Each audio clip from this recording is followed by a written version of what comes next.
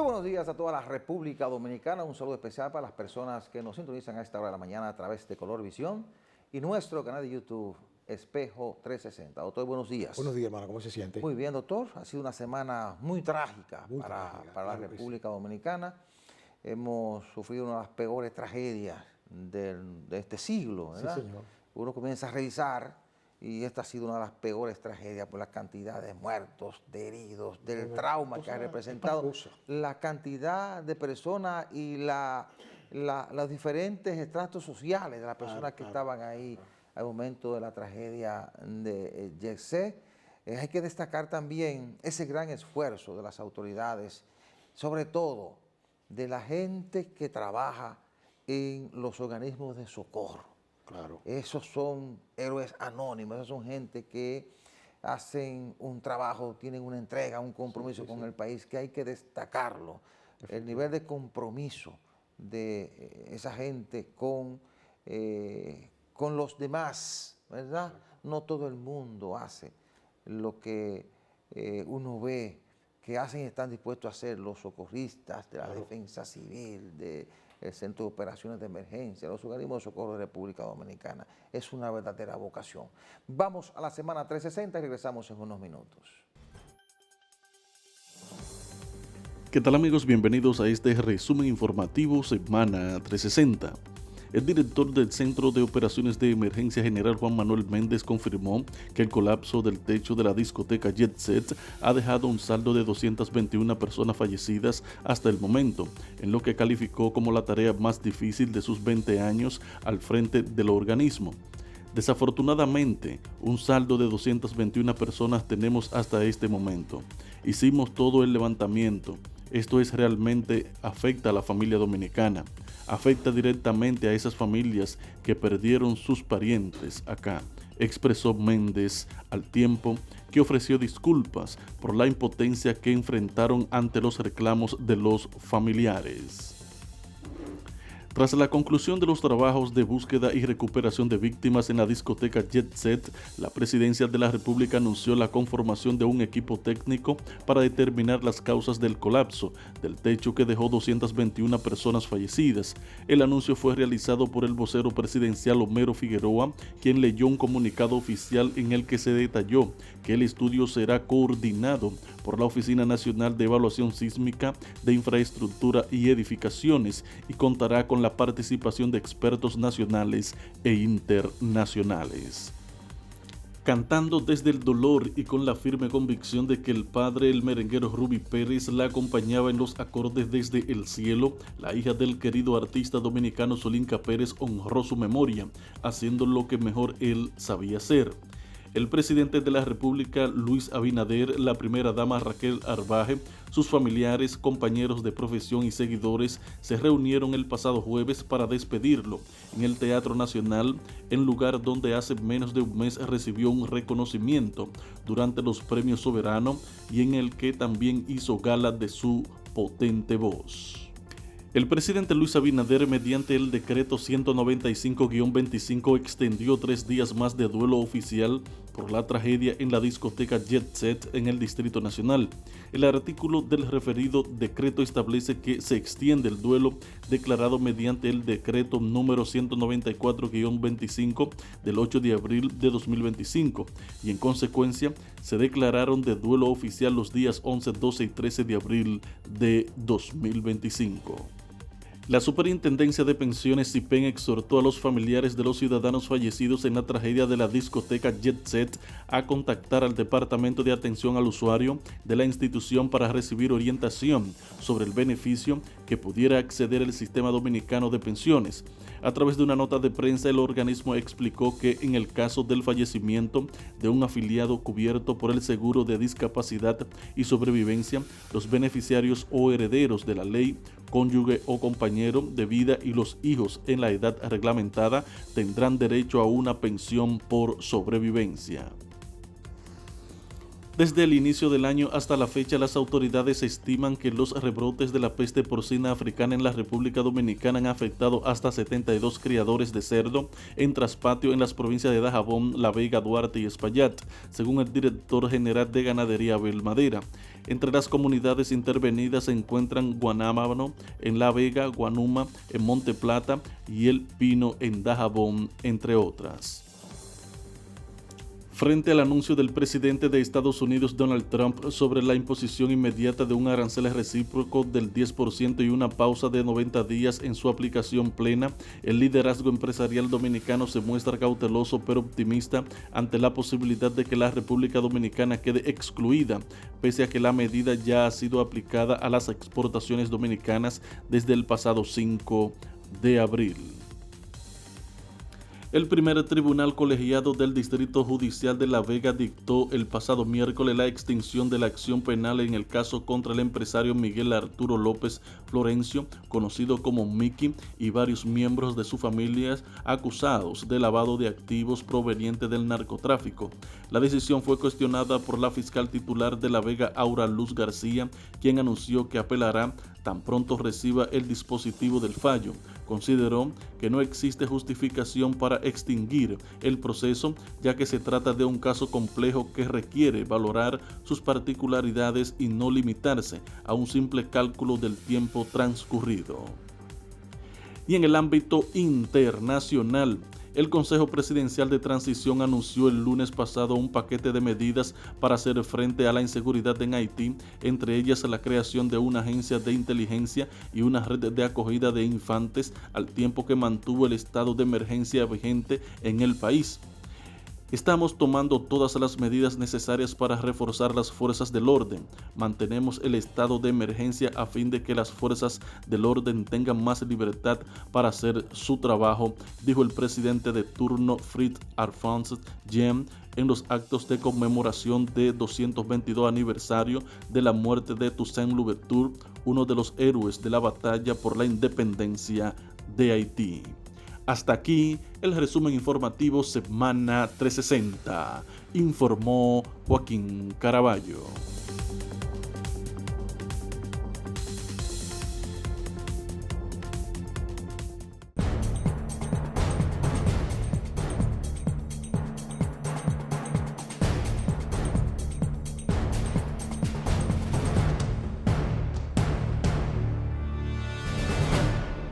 Esta ha sido una semana gris, pudiéramos decir negra para los dominicanos, por la dimensión de la tragedia con que despertamos la madrugada del pasado martes, el desplome del techo de la discoteca Jesse Club, una discoteca de mucha tradición en República Dominicana. Creo que pocas personas de mi generación o de nuevas generaciones o de la generación del doctor desconocían o habían estado en esa discoteca, en ese centro nocturno, repleto por completo, como muy bien lo ha conocido esta semana la gente, porque ha estado atenta por la dimensión de la tragedia, repleta de personas que fueron a disfrutar del concierto de Ruby Pérez, que falleció también ahí en la tragedia, es uno de los más grandes merengueros que ha tenido la República Dominicana, una persona que pegó muchas canciones, logró muchos éxitos en el merengue, muy queridos en el país, muy queridos en el extranjero, y entonces donde se presentaba llenaba, y el Jesse estaba repleto de personas, por eso, y no personas de un solo estrato social, sino diferentes estratos sociales. Había empresarios, ahí había políticos, ahí había gente del área económica, ahí había gente del área judicial, ahí había gente del deporte, diferentes áreas, abogados, juristas, gente que vino de los pueblos, vino mucha gente de Jaina a disfrutar de ese concierto. Y bueno, esa gente terminó su vida ahí, otros en los hospitales, 100 y pico de muertos, más de 155, 160 heridos, es decir, una gran tragedia. Una tragedia que yo no recuerdo otra similar por la cantidad de muertes y personas heridas y por el trauma que ha provocado a la República Dominicana, que prácticamente se paralizó, doctor. Desde el martes se paralizó y usted lo sentía en el semblante, en el ánimo de la gente. Usted iba, por ejemplo, el miércoles, el jueves, a cualquier establecimiento público, usted sentía ese ambiente. Claro. Yo estuve, por ejemplo, el martes en hora de la noche en un lugar donde la gente va a comer, en un restaurante, hay música, y ahí solamente estaban los propietarios sentados con el radio apagado. Por si acaso llegaba alguien con hambre, iba a comer, es decir, un duelo general, realmente un trauma para la sociedad en sentido general, que hay que tratar ahora los efectos de eso, doctor. Claro. Hay que tratar los efectos para las familias de las personas fallecidas, de las personas que están por ahí en los hospitales heridos, los que están en su casa recuperándose, hasta de aquellos que intentaron ir y no fueron. Claro. Hasta eso tienen el trauma de lo que pasó ahí en la discoteca. Claro. Sí, fíjese, ese tipo de resultados me recuerda a mí esas lecturas que yo tenía más joven sobre filosofía. Había un poeta latino, Ovidio, que hablaba sobre la brevedad de la vida. Sí. Y decía que la muerte golpea a todos por igual, al monarca y al mendigo. Sí. Llega al palacio imponente, pero llega también a la choza, porque es algo que está establecido ahí. El solo hecho de usted nacer, ya usted viene con su fecha. Claro, establecida. Sí. Y eso no es religioso. Hay un proceso natural de la vida. Es una realidad. Se nace, uno crece, no sabe se reproduce y muere. Claro, uno no sabe cuándo, ni cómo, ni dónde. Es así. Pero esa es la realidad. Sin embargo, ese tipo, porque la vida hay que vivirla de manera libre, sin estar pensando en eso, que no podía usted vivir tranquilo. No, si piensa en eso no vive. No puede vivir. Claro. Entonces, uno ve los resultados y uno desde su compartimiento estanco, me gustan esos términos filosóficos, sí, por allá arriba, en la grada, donde está el pueblo llano, donde nadie le hace caso, porque todo el mundo quiere estar adelante, ¿verdad? Claro. Entonces, y lo más caro son adelante, lo más barato atrás, yo voy al de atrás. Y si me puedo meterle chivo, mucho mejor, claro, porque nunca hay mucho dinero.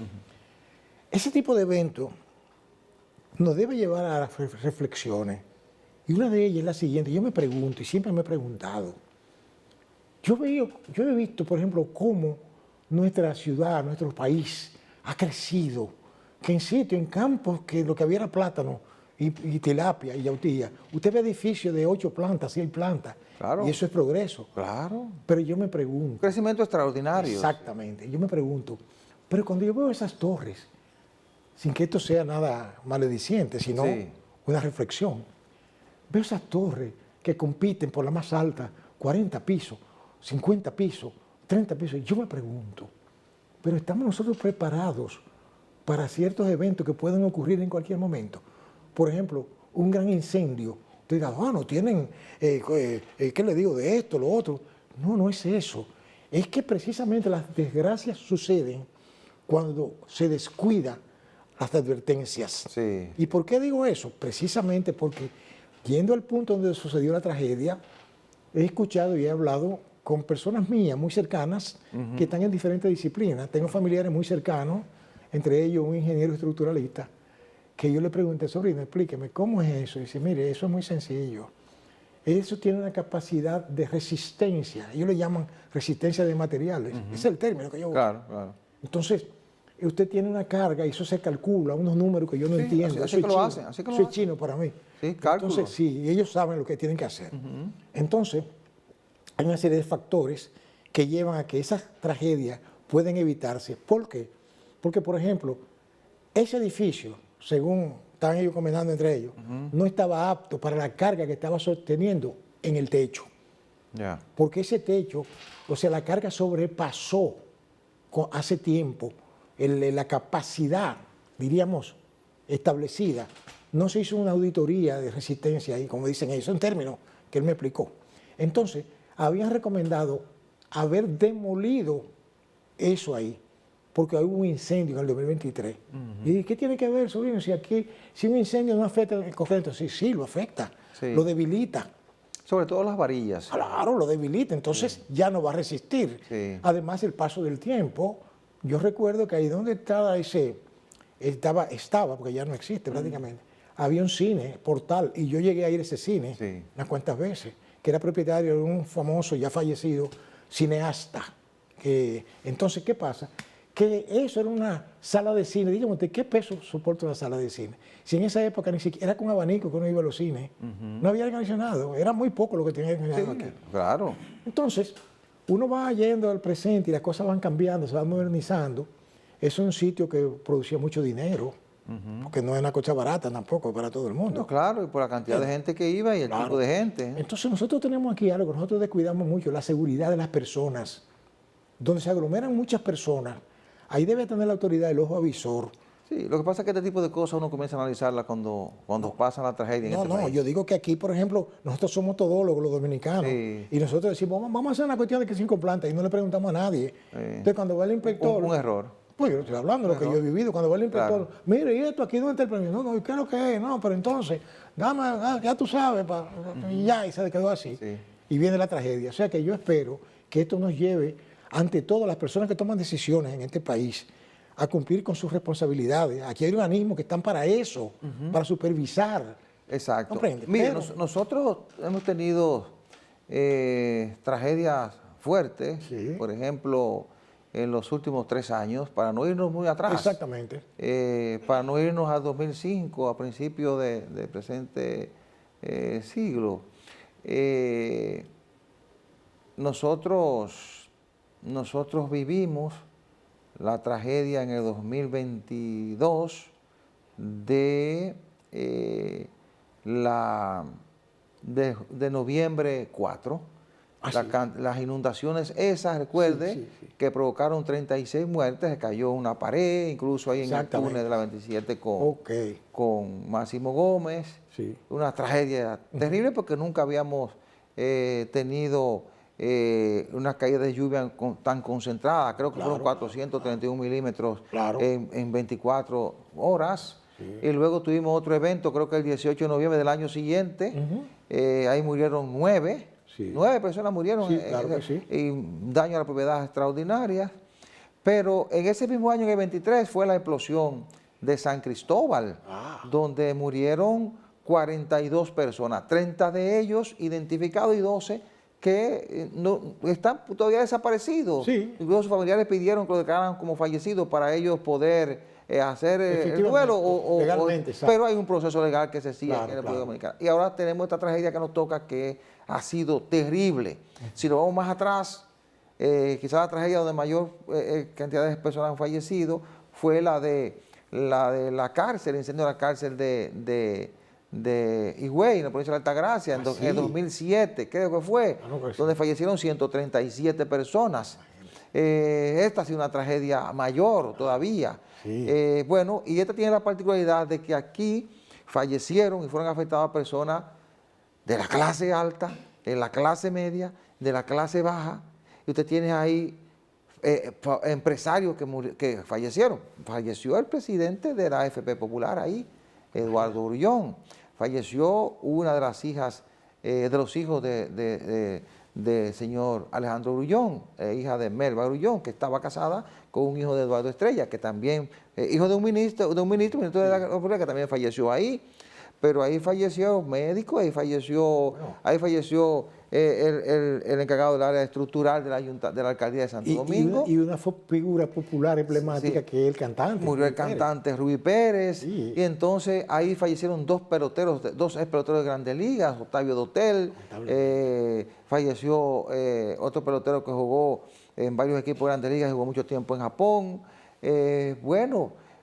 También ahí murió gente de clase media que iba a disfrutar, abogados, médicos, economistas, profesionales, pero también ahí murió gente pobre que trabajaba, que iba a trabajar ahí, y murió un músico de la orquesta de Rubí Pérez, que murió el saxofonista. Así.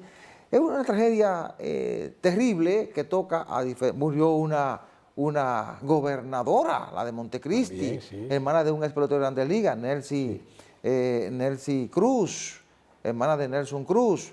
Es decir, una tragedia que por las personas de renombre que había ahí, una tragedia que no solo conmovió a los dominicanos, porque para conmoverte o para crear los niveles de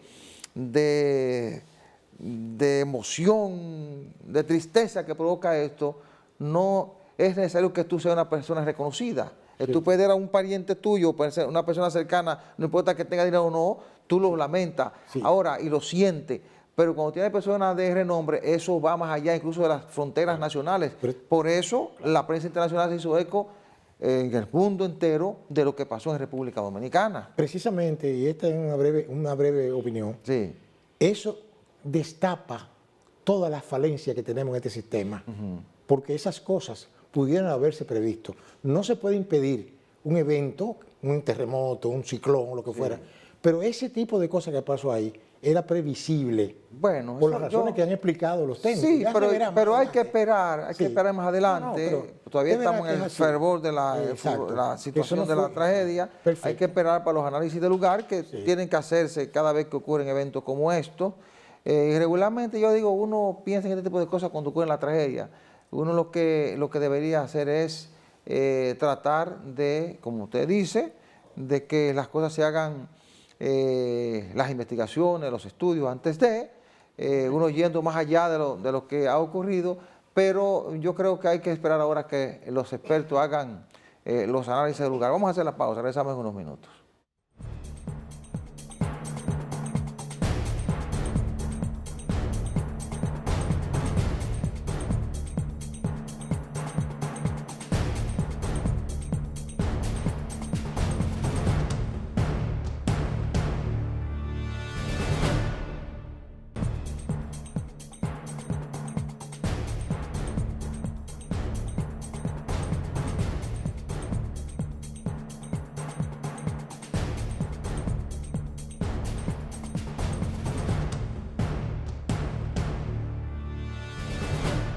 Cuando ocurren tragedias como las que hemos vivido esta semana, uno comienza a valorar y a detenerse a pensar en el gran esfuerzo que hacen mucha gente que trabaja en los organismos de socorro. Correcto. Mucha gente que está trabajando cuando los demás disfrutan y mucha gente que sale a tratar de preservar vidas y propiedades cuando llegan momentos de celebración o sale a auxiliarte cuando ocurre una gran desgracia, como ha ocurrido esta semana aquí con el desplome del techo de la discoteca IEC, donde murieron más de un centenar de personas y más de un centenar de heridos.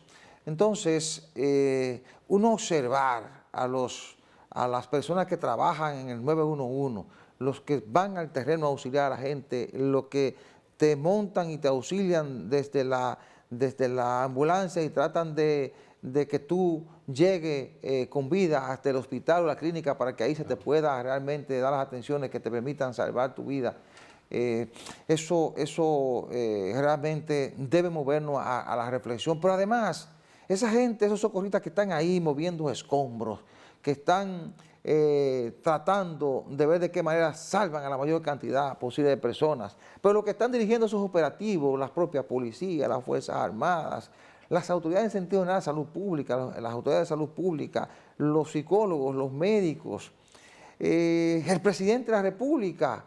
Yo observaba, por ejemplo, el nivel de sensibilidad y de compromiso que demostraba el presidente Luis Abinader cuando llegó ahí, porque cuando ocurre la situación esta de IEC, el presidente estaba en su despacho, 12:44 de la madrugada del martes, y lo llama precisamente la gobernadora de Montecristi, le digo, presidente, imagino el shock, presidente, estoy debajo de los escombros en la discoteca IEC, que acaba de ocurrir un accidente, ayúdeme. Allá la recuperan, logran sacarla y murió en la clínica. Sí. Oiga qué situación. Entonces el presidente, sin dormir, se presentó, primero mandó su asistente, desde esa hora y comenzó a mover todos los organismos de socorro, pero ya estaban en movimiento porque en el 911 habían recibido cientos de llamadas de gente que estaba ahí en los escombros y de gente que estaba afuera y de vecinos que se enteraron de la situación. Porque lo primero que hace la gente ahora, después de crearse el 911, y eso hay que valorarlo, lo primero que hace la gente es que llama al 911 por cualquier emergencia, o en su casa, o en un accidente, o en una situación como esta, como la que ocurrió de tanta gravedad como la de IEC. Entonces, uno tiene que detenerse un momento. Ahí hubo gente que duró 3 días sin salir de ahí, 4 días, moviendo escombros, asistiendo gente.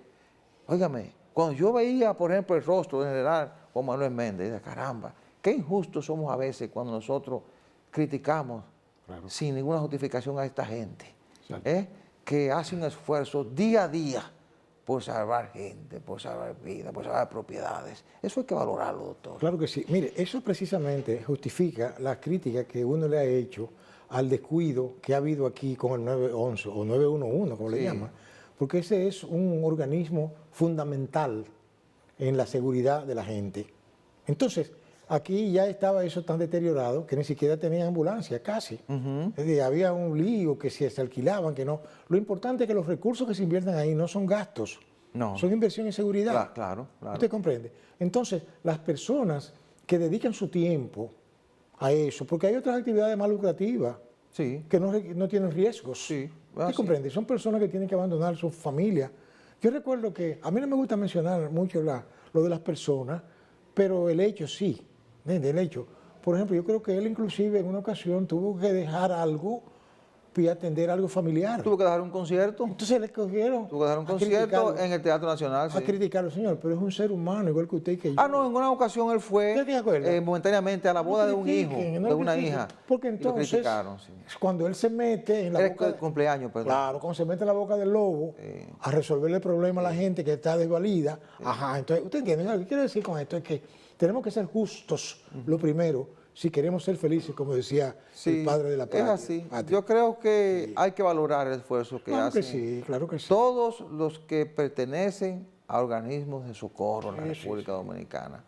Y también reconocer el gran esfuerzo de las autoridades dominicanas, desde el presidente de la República hasta el menos encumbrado, porque las veces que hemos tenido, nos ha tocado una tragedia, hemos visto cómo se han entregado. Los vi en la de San Cristóbal y los vi en la de noviembre, en los 2 de noviembre, y los vi ahora esta semana. El nivel de entrega, el nivel de sensibilidad, cómo esto les afecta, pero además, cómo están ahí, haciendo todo lo posible para que la gente salve su vida o asistir al que resulta afectado. Vamos a hacer la pausa.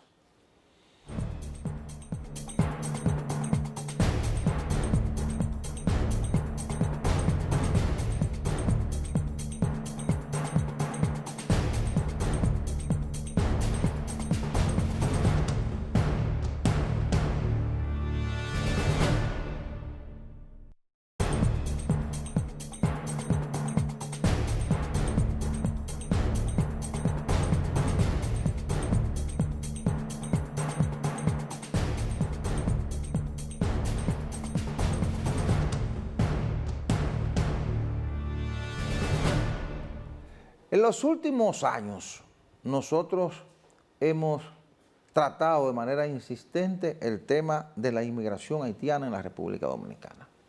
En los últimos años, el presidente dominicano Luis Abinader ha dedicado más tiempo a llamar la atención de la comunidad internacional para que acompañen a Haití en una búsqueda de solución a sus problemas. Eso no está en duda. Y en los últimos años, la gente ha venido viendo con mucha preocupación cómo el país se va llenando de inmigrantes indocumentados y cómo eso va poniendo o puede poner en peligro la estabilidad económica que tenemos y la estabilidad social de que disfrutamos los dominicanos. La carga económica por los servicios en salud, los servicios en educación, pero además la preocupación de que por lo que está ocurriendo de aquel lado y la gente que pudiera entrar sin ningún tipo de documentación también se convierte en un problema para la seguridad nacional. Y esto, lógicamente, ha llegado a un punto en que alguna gente ya han comenzado a hacer protestas. Los vimos en Frius hace 2 o 3 semanas. Habían convocado marchas y protestas para fin de abril. Creo que una de ellas fue desmontada.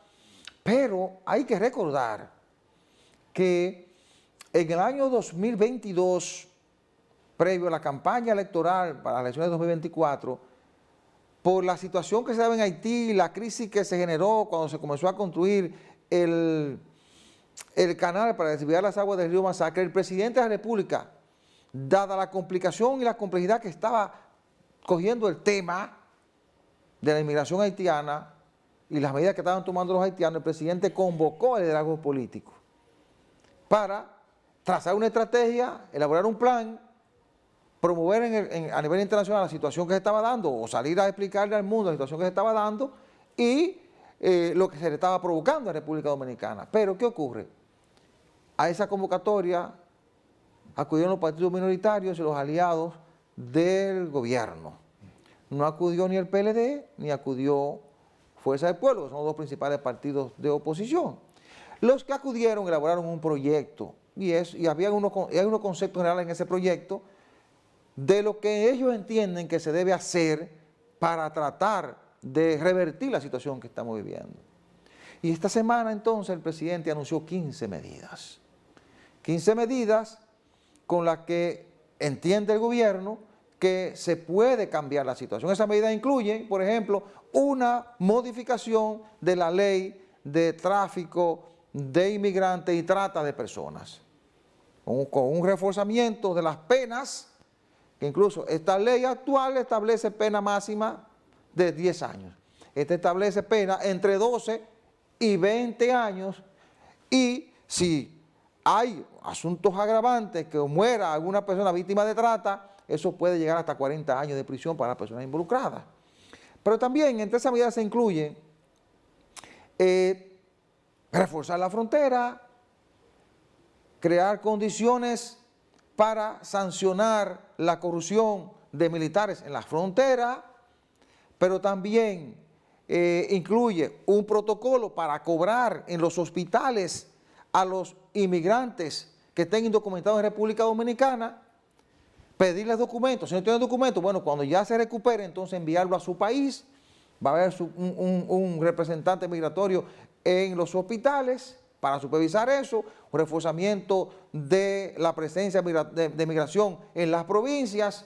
Yo diría que habría que agregarle a eso también atacar los problemas de corrupción que se puedan presentar dentro de la propia migración, que es muy cuestionada en los procesos o las inclusiones que hacen en los pueblos, en los diferentes operativos.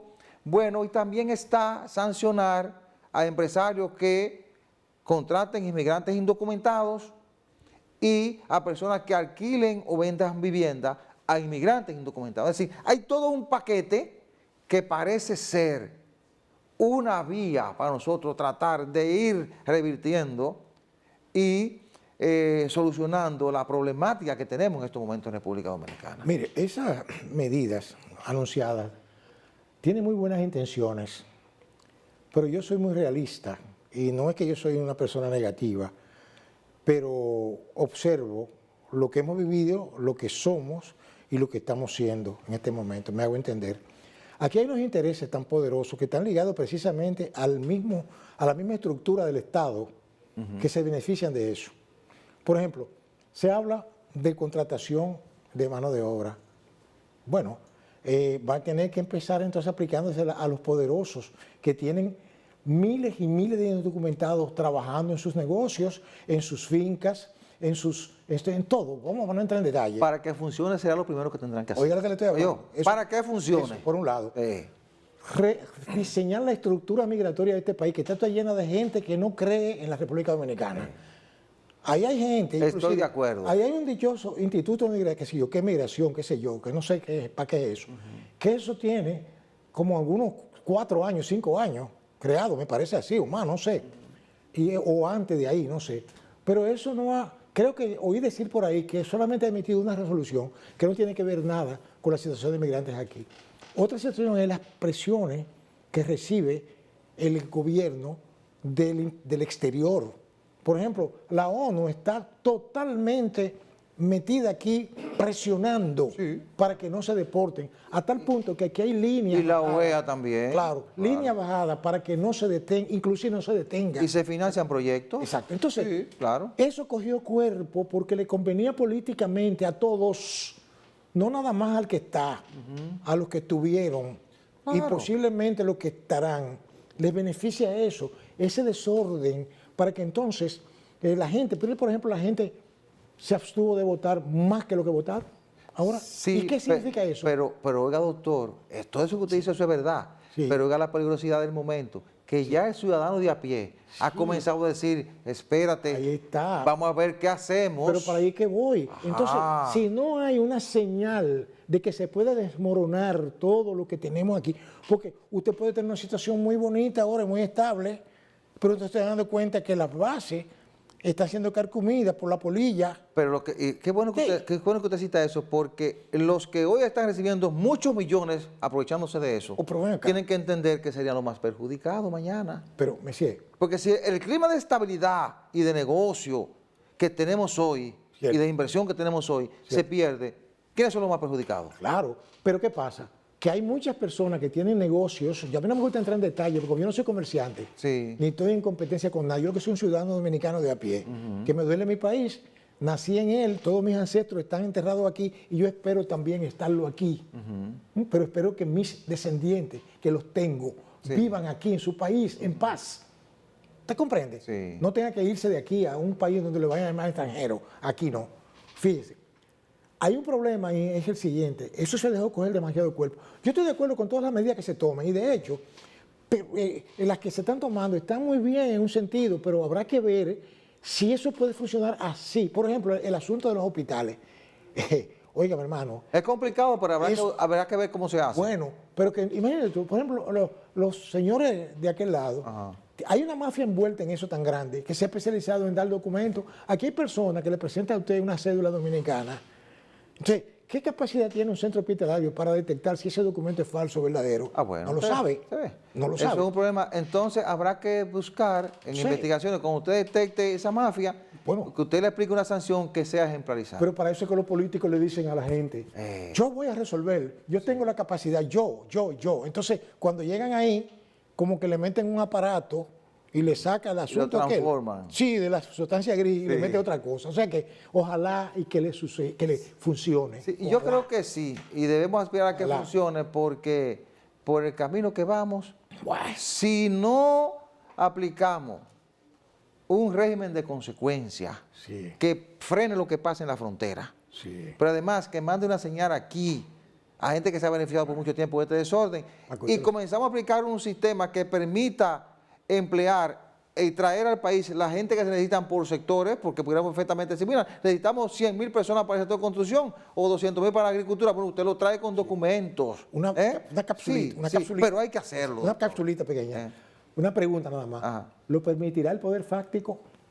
Bueno, Adelante. bueno, no importa. No. Lo que sí estamos claros es que hay que buscar una vía. Ellos van a perder. todos Porque el sus sistema no va, bueno, hay que que enfrentar. sacrificarse, Para entonces. usted salvar una nación, a Exacto. veces tiene que tomar Ahí decisiones que está el detalle. dolorosas. Ahí es que está el detalle. Y yo creo que el presidente Abinader no tiene aspiraciones políticas, porque mucha gente no toma decisiones porque tiene aspiraciones políticas. Pero aquí hay que hacer algo, porque realmente por el Exacto. rumbo que vamos a perderlo todo. Así mismo. Vamos a la pausa.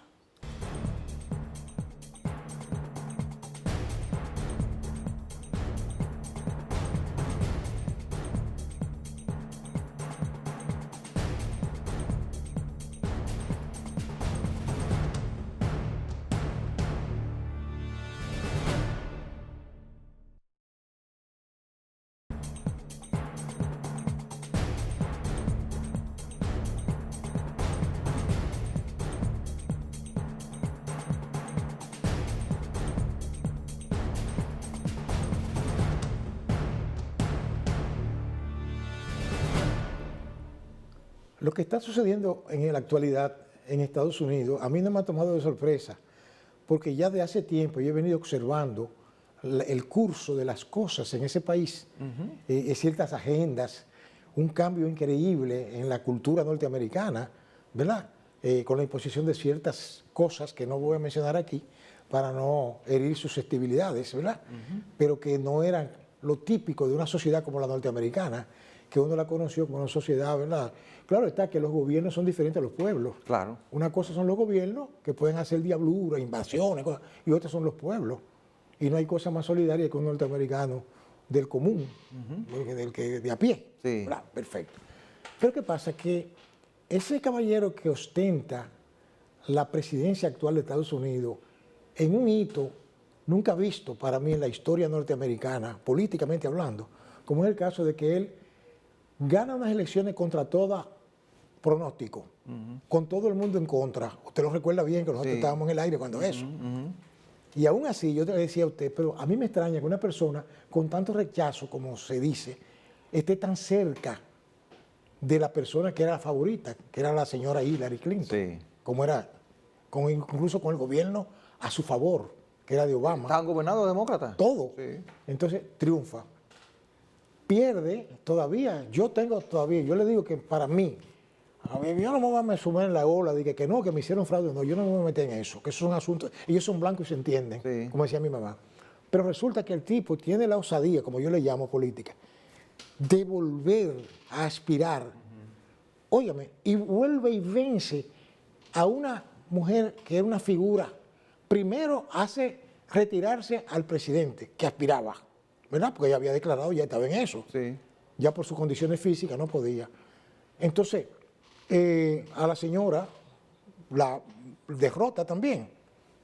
Ahora bien, ¿qué es ese señor? Ese señor no es político, siempre lo hemos dicho aquí, que él es en política un outsider, que en inglés es un extraño, un extranjero en política. Pero, ¿qué pasa? Que ese señor es un empresario de éxito.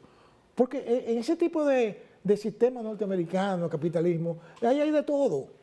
O sea, usted no va a hacer una fortuna como la de él, yendo a misa todo domingo y fiesta de igualdad. No, claro. ¿Entiendes? Entonces, es lo que está buscando, para concluir la idea ahí, es lo que a mí me da a entender, es que está creando las condiciones para que se tenga que renegociar con Estados Unidos. Bueno, eso es lo que yo veo. Yo pienso que Trump está siendo coherente con lo que fue su discurso. El que fue en el 16 y el discurso de ahora, que ha sido el mismo, es retornar los capitales a Estados Unidos para dar oportunidad a la gente que vive ahí. Ahora, lo que ocurre es que el mundo realmente no es tan fácil, ¿verdad? Cada decisión que tú tomas tiene sus repercusiones y te puede crear una situación que te desplome la economía o las diferentes economías y eso te puede crear una situación difícil. Pero él luce confiado. ¿Trump qué ha hecho? Bueno, Trump aplicó unos aranceles generales porque él entiende que, y así lo ha argumentado, que tiene que ser, los impuestos tienen que ser similares a los que le están colocando los Estados Unidos. Claro. Pero de hecho hay algunos que no son similares a los que le están colocando los Estados Unidos. Por ejemplo, él le colocó impuestos hasta de 49% a países. Por ejemplo, a Camboya le colocó un impuesto de un 49%. Pero ¿qué está tratando? De que los capitales que se fueron a Camboya para producir, sobre todo textiles, quizás regresen a Estados Unidos. Claro que sí. A China le colocó un impuesto de ¿cuánto? Un 34%, y esta semana le colocó 50% más. Es decir, se lo agregó a los impuestos que tenía, se lo llevó a 104% los impuestos a China. Exacto. Ahora, ¿hasta qué punto es conveniente eso? ¿Qué hizo con Europa? Un 20%, con otros países un 10%. Hay 50 y pico de países buscando revisar eso con Trump. ¿Y qué ha dicho él? Se burla y dice, hay 56 países arrodillados a Estados Unidos pidiendo revisión. Pero en el fondo, ¿qué es lo que él busca? Ver cómo lo sienta a negociar y ver de qué manera algunos de esos capitales retornan a Estados Unidos. Usted parece que me adivinó el pensamiento. Precisamente para ahí yo iba. Es que es lo que está buscando. No es verdad que... mire, yo como abogado, la mayoría de los casos que yo resolví eran por negociación. Por negociación. Tú pides 50, el tipo te ofrece 30 y vamos hasta que ahora, buscamos un punto. Lo peligroso de esto es que caigamos en una guerra arancelaria, y que tú crees un clima de inestabilidad. Las bolsas se cayeron casi toda esta semana, volvieron a recuperarse un poco, a estabilizarse, pero hay un nerviosismo en todos los sectores de la economía a nivel global. Habría que ver hasta dónde conviene eso. Yo creo que el objetivo que él persigue realmente tiene que ver con su país. Sí, con su país. Claro. O sea, y no puede estar de acuerdo. Hay que decir que nosotros, de manera particular, como país, nosotros que nos colocaron un 10% de arancel, que tenemos un acuerdo de libre comercio con Estados Unidos, negociar otra vez. Nosotros estamos revisando. El presidente dijo que mandó una comisión a Estados Unidos, el canciller dijo que primero llamaron, mandaron una carta, están pidiendo una revisión. Hay mucho optimismo de parte del gobierno dominicano porque dicen ellos que la balanza comercial es muy favorable a Estados Unidos. Hicieron un cálculo en los últimos 20 años. Leemos en las exportaciones, la balanza comercial entre dos países ha sido de 152.000 millones. De esos 40.000 millones son favorables a Estados Unidos. Esos son los argumentos de Trump, desequilibrar la balanza. Está favorable a ellos, Además tenemos un tratado de libre comercio. Claro, sí, Entonces, así. ¿qué dice el presidente? Bueno, hay posibilidad, ojalá tengamos posibilidad. Pero en el fondo Trump está buscando eso, retornar capitales y obligar a Lo negociar. cual es una medida para su país positiva. Pero ojalá no caigamos en una guerra, arancelaria que provoque escalada alcista en el mundo y que provoque otro problema. Es un poder imperial muy Bien, fuerte. la semana que inicia va a estar muy centrada en los debates en torno a las muertes ocurridas por el desplome del techo de la discoteca YC, los efectos de las medidas para enfrentar la inmigración irregular, las negociaciones entre los aranceles con Estados Unidos y los preparativos para la celebración de la Semana Mayor. Gracias por hoy. Les invitamos a que nos acompañen el próximo domingo a la misma hora y por este canal. Buena suerte, buenos días.